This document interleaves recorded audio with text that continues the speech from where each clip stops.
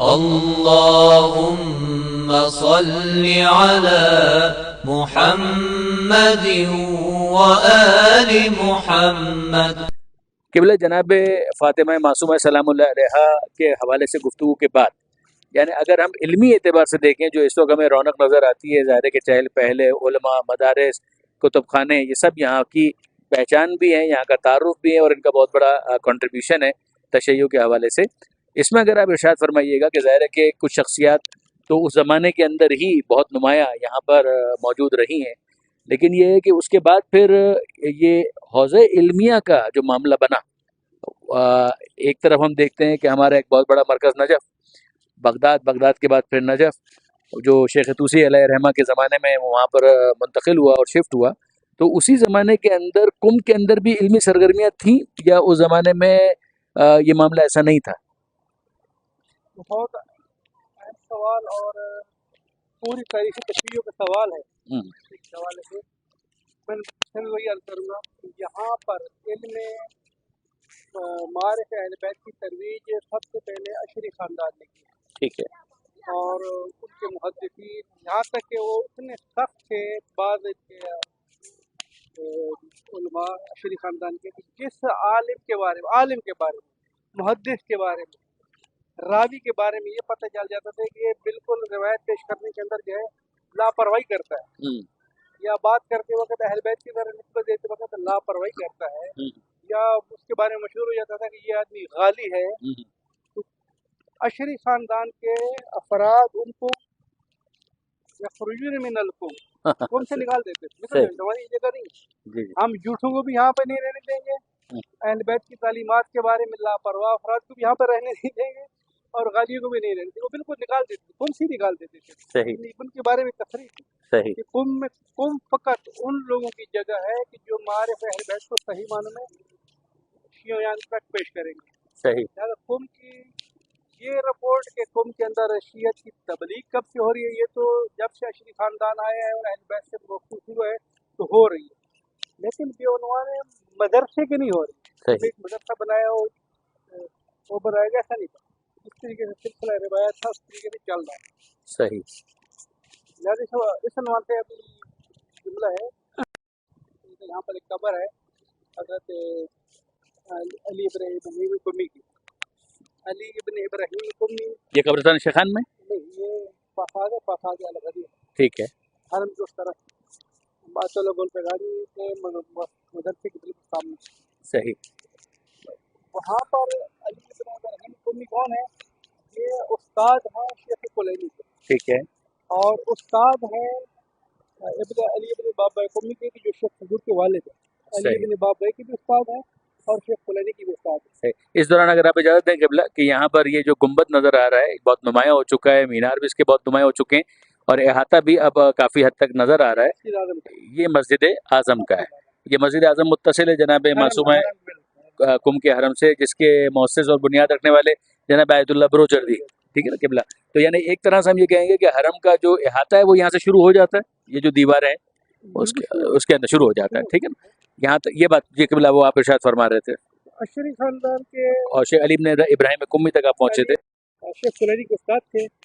شیخ کلینی کی مضبوط ترین کتاب اصول کافی، اصول کافی کے 7000 روایتوں کے راوی علی ابن ابراہیم قمی، جس کی خبر بھی ہم انشاءاللہ جائیں گے، ٹھیک ہے؟ ان کے والد ابراہیم قمی، ان کے بارے میں مشہور ہے کہ وہ پہلا شخص ہے جس نے فکر کوفہ کی ترویج کی ہے کوفہ کے اندر، یعنی علمی اعتبار سے جو کوفہ کے ہوا کا جو ہیریٹیج تھا، جو میراث تھی، اس کو یہاں منتقل کیا ہے، پہلے آدمی تھے۔ اور شیخ صدوق کے والد کے بارے میں ہے کہ وہ پہلا فرد ہے جس نے فقہ اہل بیت تدوین کی، لہذا فقہا بھی موجود ہے، محدثین بھی موجود ہے، سب کچھ موجود ہے، لیکن باقاعدہ سے مدرسہ جو آپ فرما رہے ہیں مدرسہ نہیں ہے، وہ بغداد کے اندر تھا، بغداد کے اندر، اور بغداد سے بھی نجف کی طرف منتقل ہوا، تو وہ حوزہ علمیہ کے عنوان سے وہی تھا، اور یہاں قم کے اندر بڑے لوگ موجود تھے، لیکن یہ کہ باقاعدہ جو مدرسے کی ایک فارم ہے وہ موجود نہیں تھی۔ راویان تھے، سلسلہ کیا نام ہے ترویج معارف اہل بیت تھا، روایتیں بہت نقل ہو رہی تھی، لیکن ایک مدرسہ بنا کے بیٹھا اس میں شاگرد تربیت ہو رہی، ایسا کوئی خاص نہیں تھا، منظم نظام نہیں تھا۔ تو یہ کب شروع ہوا قبلہ پھر؟ शुरू से इसको भी फसली दौर हुकूमत में कर दिया गया था, फायदे कशानी नहीं किया। ठीक है। पहले यहाँ पर मदरसा है पहलिया के नाम से, वो फायदे कशानी 400 साल पहले सही। बिल्कुल हालत के साथ में लोग, लेकिन जो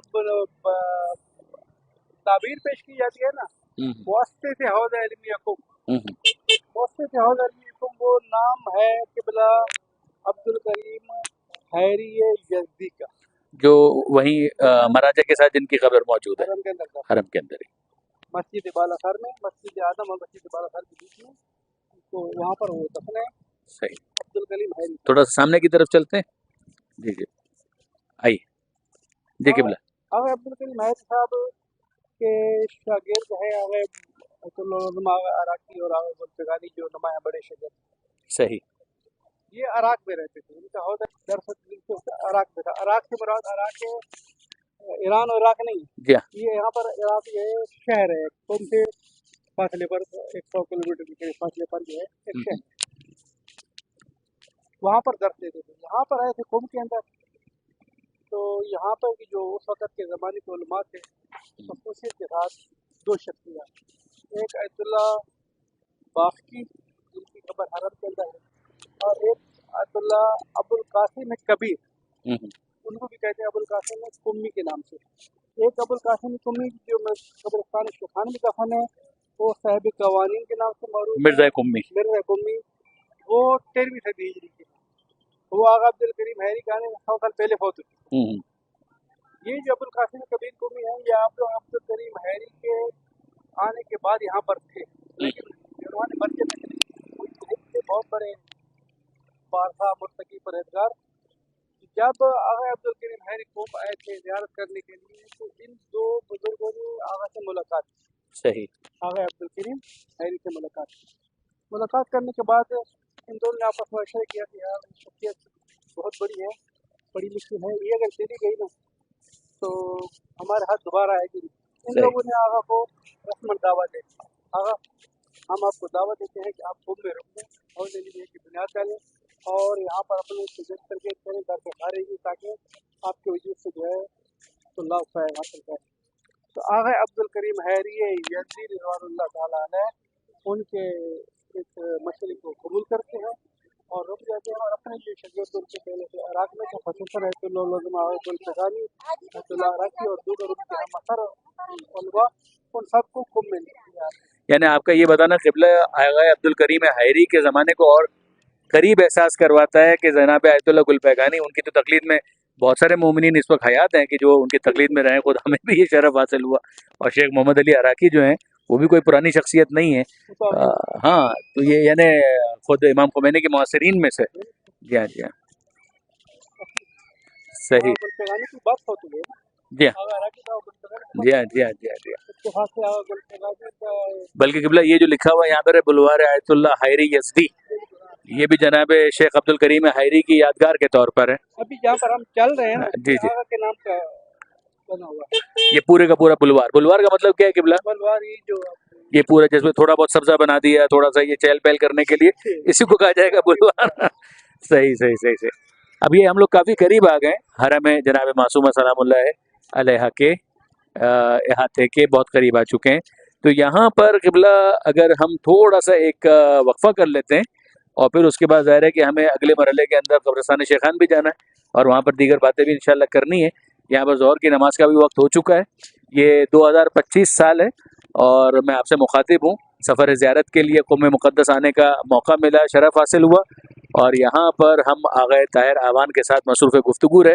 हमारे साथी जिन्होंने इस वक्त पूरा कैमरा संभाला हुआ है, ये जनाब मौलाना हाशिम जाफ़री साहब, मरहूम हमारे बहुत सीनियर दोस्त, बहुत अजीज़ दोस्त, उनके फ़र्जंद अर्जुमंद, अल्लाह उनकी तौफ़ीक़ात में भी इजाफ़ा फरमाए और जनाब मौलाना मरहूम के दर्जात को बुलंद फरमाए।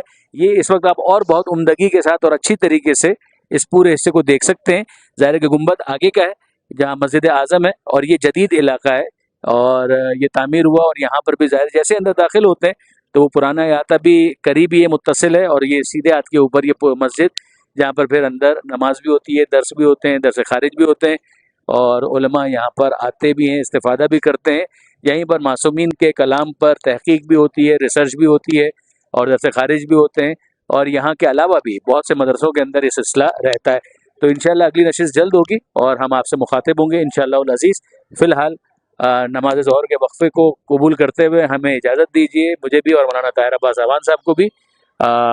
وآخر دعوانا ان الحمد للہ رب العالمین، والسلام علیکم ورحمۃ اللہ وبرکاتہ.